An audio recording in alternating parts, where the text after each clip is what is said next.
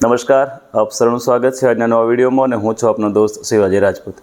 મિત્રો, વસ્તી ગણતરી દરમિયાન ખાસ તો HLO એપ્લિકેશન ઓપન કરવા માટે સૌપ્રથમ યુઝર આઈડી અને પાસવર્ડ હોવા જરૂરી છે।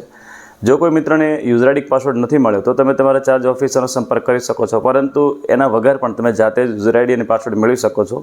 લગભગ દરેક ગ્રુપની અંદર યુઝર આઈડી તો શેર કરવામાં આવે છે, પરંતુ પાસવર્ડ શેર કરવામાં નથી આવ્યો।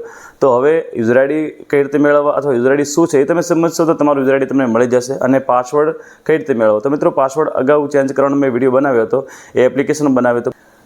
મિત્રો, જ્યારે મેં ફર્સ્ટ ટાઈમ એની અંદર એપ્લિકેશનની અંદર પાસવર્ડ ચેન્જ કરવાનો પ્રયત્ન કર્યો ત્યારે ડિવાઇસ નોટ રજિસ્ટર એવો મેસેજ આવ્યો હતો। મતલબ કે જે તમને પાસવર્ડ મળેલો છે એનાથી જ લોગિન કરવું જોઈશે, એના પછી તમે પાસવર્ડ બદલી શકશો। પરંતુ અત્યારે જો તમને પ્રથમ વખત મળેલો પાસવર્ડ નથી મળ્યો તો ચિંતા કરવાની જરૂર નથી। જે વસ્તી ગણતરીની વેબસાઇટ છે એના ઉપર જઈને આપણે પાસવર્ડ સરળતાથી બદલી શકીએ છીએ। કઈ રીતે બદલવો એ આપણે વિડીયોમાં સમજીશું, તો વિડીયોમાં છેલ્લે સુધી સંકળાયેલા રહેજો। વિડીયો ગમે તો લાઈક કરી દેજો, બીજા મિત્રો સાથે શેર કરજો અને આવા જ ઉપયોગી વિડીયો માટે અમારી ચેનલ સબસ્ક્રાઈબ કરી લેજો। તો ચાલો શરૂ કરીએ આજનો નવો વિડીયો। મિત્રો, જો તમને યુઝર આઈડી નથી મળ્યો તો સૌપ્રથમ આપણે યુઝર આઈડી શું છે સમજી લેશો તો તમે તમારું યુઝર આઈડી જાતે નક્કી કરી શકશો। અહીં તમે જોઈ શકો છો કે મારો જે યુઝર આઈડી હતો એ આ રીતનો છે, EV 250/2005 શિવાજી રાજ।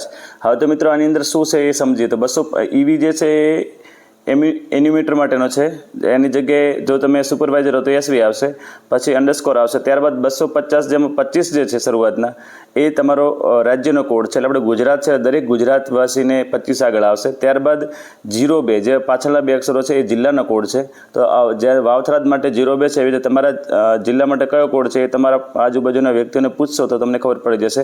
જ્યારે 005 જે 005 છે એ તાલુકાનો કોડ છે। તો મિત્રો આ રીત, અને પાછળના જે અક્ષરો છે અંડરસ્કોર પછીના અક્ષરો એ તમારા જે નામ પૂરું નામ છે એના શરૂઆતના 10 અક્ષરો હશે।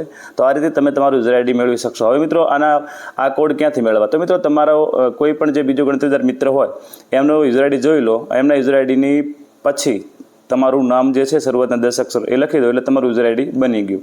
પરંતુ સૌથી મોટી વસ્તુ એ છે કે જે ઓફિશિયલી આ રીતે રજિસ્ટર થયેલું છે તો એ યુઝર આઈડી માન્ય ગણાશે। બીજી વસ્તુ છતાં પણ જો તમે તમારા ચાર્જ ઓફિસરને કોન્ટેક્ટ કરશો તો તમને યુઝર આઈડી મળી જશે।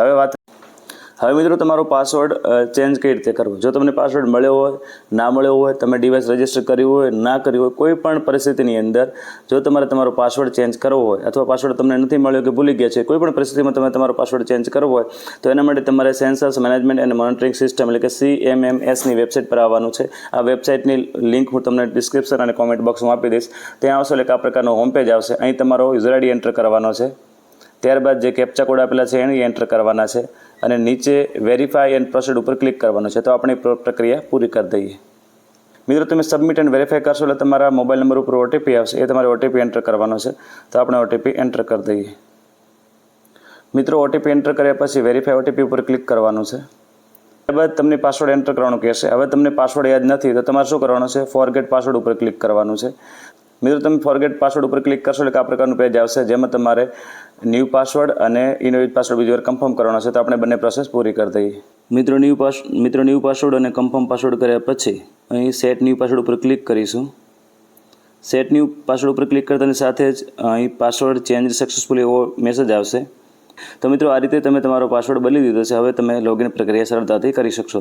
તો મિત્રો, આ વિડીયોમાં આપણે યુઝર આઈડી અને પાસવર્ડ કઈ રીતે મેળવવા એ વાત સમજ્યા। આશા રાખું છું વિડીયો ગમ્યો હશે। વિડીયો ગમ્યો હોય તો લાઈક કરી દેજો, બીજા મિત્રો સાથે શેર કરજો અને આવા જ ઉપયોગી વિડીયો માટે અમારી ચેનલને સબસ્ક્રાઈબ કરી લેજો।